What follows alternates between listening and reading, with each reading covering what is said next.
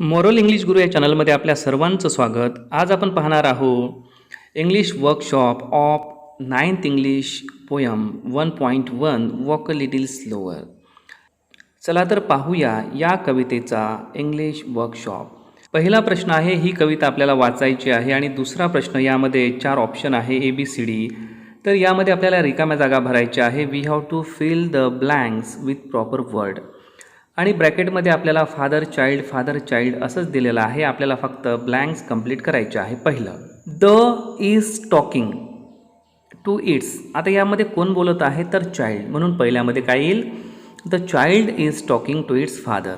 B, the father is leading. कोण leading करत आहे, father. The father is leading and the child is following. तिसरं, someday the blank will become. कोणीतरी काहीतरी बनणार आहे, तर कोण काय बनणार आहे, तो बनणारा कोण आहे, child. Someday the child will become a father. D, the does not wish. कोणाची इच्छा नाही, टू फॉल व्हाईल फॉलोइंग. तर मुलाची इच्छा नाही, the child does not wish to fall while following its father. म्हणजे आपल्या बाबांना फॉलो करताना त्याला चुकायचं नाही आहे, पडायचं नाही आहे. त्यानंतर नेक्स्ट क्वेश्चन आहे, find and write pairs of rhyming words. आता यामध्ये आपल्याला रायमिंग वर्ड्स शोधायचे आहे आणि त्यांच्या पेअर्स लिहायचे आहे. रायमिंग वर्ड्स म्हणजे कोणते, ज्यांचा उच्चार जवळजवळ सारखा आपल्याला वाटतो.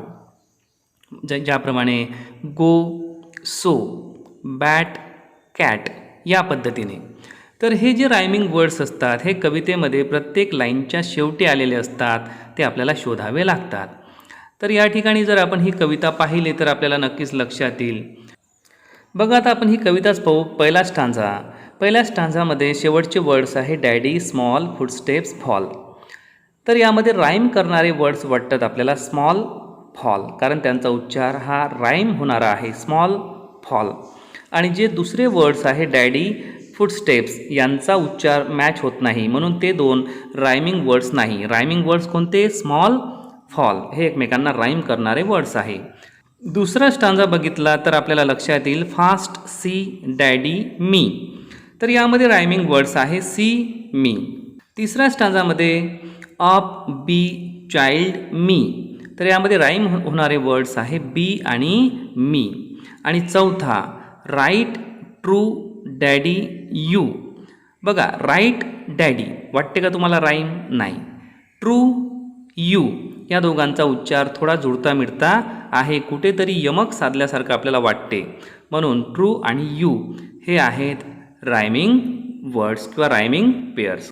तिसरा प्रश्न आहे, the meaning of the words in the following pair show that they are related. आता या ठिकाणी 2 बॉक्समध्ये आपल्याला असे 2 शब्द दिलेले आहे की त्यांचा एकमेकांसोबत संबंध आहे. डॅडी म्हणजेच फादर, त्यांचा संबंध आहे चाइल्डसोबत. फादर कुणाचे तर त्या चाइल्डचे, चाइल्ड कुणाचं तर फादरचं. दुसरं आहे फॉलो म्हणजे अनुकरण करणे, आणि लीड म्हणजे नेतृत्व करणे. एक नेतृत्व करतो, समोर जातो, तर दुसरा त्याला फॉलो करतो, त्याचं अनुकरण करतो. म्हणजे हे दोन्हीही गोष्टी एकमेकांशी रिलेटेड आहे, संबंधित आहे. तर अशाच प्रकारच्या काही रिलेशन दाखवणाऱ्या फ्रेजेस किंवा रिलेशन दाखवणारे असे वर्ड्स आपल्याला या ठिकाणी त्यांचं मॅचिंग करणं आहे, पेअर्स तयार करणं आहे. बघा, या ठिकाणी दिलेलं आहे टीचर म्हणजे शिक्षक. शिक्षकाचा संबंध असतो विद्यार्थ्यांसोबत, म्हणून यांची पेअर लागेल टीचर स्टुडंट किंवा टीचर डिसिपल. टीचर म्हणजे गुरु आणि डिसिपल म्हणजे शिष्य. दुसरा आहे डॉक्टरचा संबंध रिलेशन असतं जास्तीत जास्त पेशंटसोबत.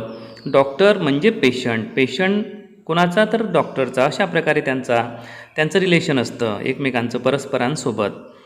गिव, देणे, टेक, घेणे. एखादा देईल तरच दुसरा घेईल. कधी, जर कोणीतरी देईल, म्हणजे गिव आणि टेक.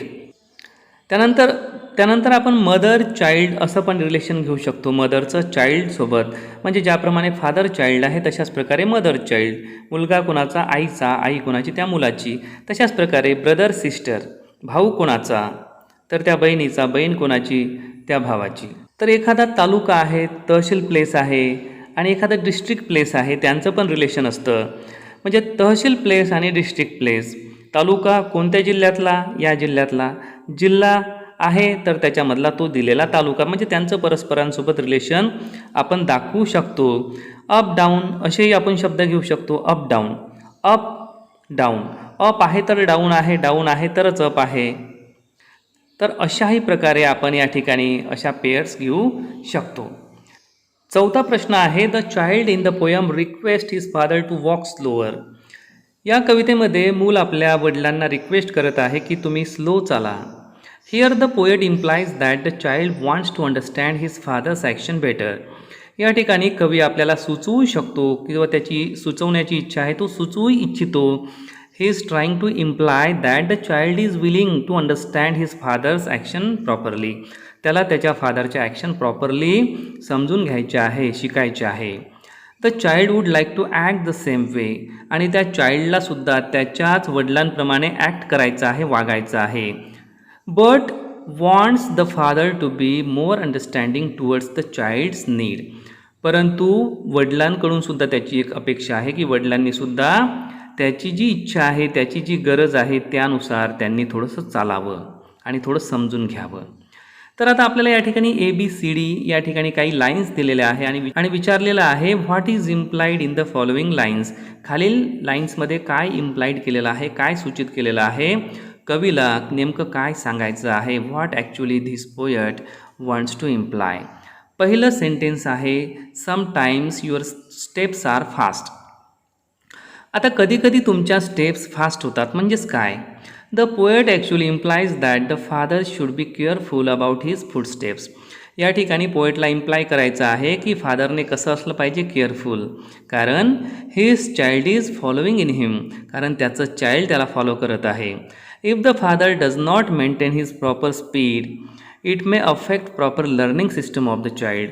आणि जर फादर व्यवस्थित त्यांचं चालणं किंवा ज्या काही फुटस्टेप्स त्यांना टाकायच्या आहे, ठेवायच्या आहे, त्या जर प्रॉपरली ठेवत नसतील तर तो मुलगासुद्धा प्रॉपरली शिकणार नाही. तर अशा प्रकारे कवीला या ठिकाणी सूचित करायचं आहे. बी बघा, sometimes your steps are hard to see. या ठिकाणी म्हटलेलं आहे, मुलगा म्हणतो पप्पाला त्याच्या की बाबा तुमच्या स्टेप्स कधीकधी फार हार्ड असतात बघण्यासाठी, म्हणजे मी बघू शकत नाही, इतक्या त्या हार्ड असतात, कॉम्प्लिकेटेड असतात, मी त्या समजू शकत नाही. म्हणजेच त्याला काय सांगायचं आहे की तुम्ही व्यवस्थित स्टेप्स टाका, म्हणजे तुम्ही जर व्यवस्थित तुमच्या स्टेप्स टाकल्या तर मला व्यवस्थित समजेल, असंच त्याला सांगायचं आहे. मग आपण काय म्हणू शकतो, the poet wants to imply that a child is very cautious and eager to learn. म्हणजे तो मुलगा जो आहे, ते मूल जे आहे त्याला शिकायचं आहे, तो फार सावध आहे, ईगर आहे, उत्सुक आहे. हिज फादर फुटस्टेप, काय शिकायचं आहे त्याला, त्याच्या वडिलांच्या फुटस्टेप्स. म्हणजे ॲक्च्युली काय शिकायचं आहे तर त्याच्या वडिलांनी जो काही मार्ग निवडलेला आहे त्याच मार्गाने त्याला चालायचं आहे. कारण त्याला माहीत आहे his father is 100% right, his father cannot commit any mistakes. आणि म्हणून त्याला त्याच्या वडिलांप्रमाणेच काम करायचं आहे. But sometimes he is unable to understand or learn his father steps properly as his father makes mistake while putting his footstep or father is needed. किंवा आपण असंही म्हणू शकतो की या ठिकाणी कवीला असंही सूचित करायचं आहे की the father is needed to be a good leader किंवा a father is needed to be very cautious. त्याच्या वडिलांना काय करायचं या ठिकाणी कॉशियस असणं आवश्यक आहे. म्हणजेच ए आणि बीमध्ये जवळजवळ इम्प्लाय सेम केलेलं आहे. पहिल्यामध्ये तेच केलेलं आहे की वडिलांनी थोडं कॉशियस असलं पाहिजे आणि दुसऱ्यामध्ये बीमध्ये सुद्धा तेच आहे की तुम्ही थोडं कॉशियस असलं पाहिजे. तुमच्या स्टेप्स मला कळत नाही, म्हणजेच काय, तुम्ही व्यवस्थित त्या स्टेप्स टाकत नाही म्हणून मला कळत नाही. कारण मी लहान आहो, मी मोठा असतो तर मी त्या समजून घेतल्या असत्या. तर अशा प्रकारे इम्प्लिकेशन केलेलं आहे त्यामध्ये.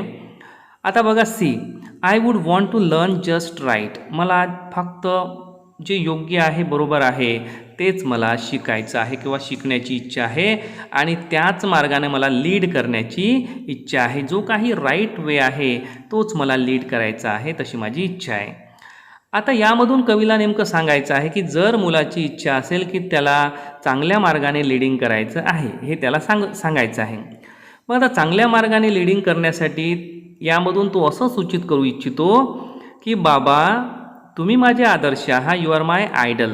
तुम्ही माझे आयडल आहात, आदर्श आहात आणि तुम्ही जसं कराल तशाच प्रकारे मी ॲक्शन करेल. म्हणून तुमची ॲक्शन कशी असली पाहिजे, प्रॉपर असली पाहिजे. तर याही ठिकाणी आपण म्हणू शकतो poet implies that the child wants to learn his father's footsteps The child wants to go along the same path his father has chosen. The child knows his father is 100% right and hence he has also started to walk on the same path. But he requests his father to guide him properly so that he should guide his future child on the same path. आता तो मुलगा हेही म्हणतो की मलासुद्धा जेव्हा मूल होईल तेव्हा मलाही त्या मुलाला सांगता आलं पाहिजे की बेटा तुला याच मार्गावर चालायचं आहे, कारण हाच मार्ग योग्य आहे. आणि हा मार्ग का योग्य आहे? कारण हा मार्ग माझ्या वडिलांचा होता आणि मला माहीत आहे की माझे वडील राईट होते. तर अशा प्रकारचं यामधून आपल्याला सूचित करायचं आहे, आपल्याला म्हणजे कवीला. D, and know that I was true. And know that I was true. तर यामधून कवीला सांगायचं आहे. आता बघा या ठिकाणी काय म्हटलेलं आहे की मला माहीत आहे की मी खरा होतो, मी सत्य होतो, मी राईट होतो. तर I was right, I was right, मी होतो म्हणजे भूतकाळामध्ये म्हटलेलं आहे की मी होतो. म्हणजे हे कधी म्हटलं जाईल? जेव्हा आजची वेळ निघून गेली, म्हणजे हे फ्युचरमधलं वाक्य आहे. तो मुलगा जेव्हा फ्युचरमध्ये ग्रोनअप होईल, त्याला मुले होतील आणि तो त्याच्या मुलांना सांगेल की बेटा या मार्गावरून तुम्ही चला, कारण मी त्या मार्गावरून चाललो, माझे वडील पण त्याच मार्गावरून चालले. का चालले? कारण मला माहीत होतं की तो मार्ग चांगला आहे. तर अशा प्रकारे या ठिकाणी सूचित केलेलं आहे. आपण म्हणू शकतो की the poet implies that when this child will be grown up and he will have a child he would say his child about this path forcefully. आणि तो त्या पाथबद्दल कसा सांगणार आहे? फोर्सफुली, फोर्स देऊन सांगणार आहे की बेटा हा पाथ चांगला आहे. Because he knows that was the path of truth. कारण तो पाथ कसा होता? That was the path of truth. तो सत्याचा मार्ग होता किंवा राईट मार्ग होता. The way he will suggest for his child will definitely profit his child. आणि तो जो मार्ग हा मुलगा सांगणार आहे त्याच्या फ्युचर चाइल्डसाठी तो डेफिनेटली प्रॉफिटेबल असणार आहे त्याच्या मुलासाठी. And thus it will be proved that today's child was true. आणि अशा प्रकारे हे सिद्ध होईल. कोणासमोर सिद्ध होईल? त्याच्या मुलांसमोर. जेव्हा त्याचे फ्युचरमधले मुलं चांगले निघतील किंवा ते योग्य मार्गाने जातील, त्याचे मुलं त्याच्या वडिलांना म्हणजे या मुलाला म्हणतील की पप्पा तुम्ही सांगितलेला मार्ग हा योग्य होता, तेव्हा या मुलाला वाटेल की खरंच मी राईट होतो, म्हणजे माझे वडीलसुद्धा राईट होते. आणि हे सर्व कधी होऊ शकतं? जर आजच्या मुलाला त्याच्या वडिलांनी प्रॉपरली गाईड केलं तर विद्यार्थी मित्रांनो, यानंतरचे प्रश्न आपण नेक्स्ट व्हिडिओमध्ये पाहूया. जर तुम्हाला हा व्हिडिओ आवडला असेल तर नक्कीच या व्हिडिओला आपल्या मित्रांना शेअर करा. या चॅनलवर आपण नवीन असाल तर या चॅनलला सुद्धा सबस्क्राईब करायला विसरू नका. वर्ग 10वा, वर्ग 12वा, वर्ग 9वा, वर्ग 7वीचे इंग्रजी विषयाचे बरेचसे व्हिडिओ या चॅनलवर अपलोड करण्यात आलेले आहे. Thanks a lot for watching moral English Guru. Thank you.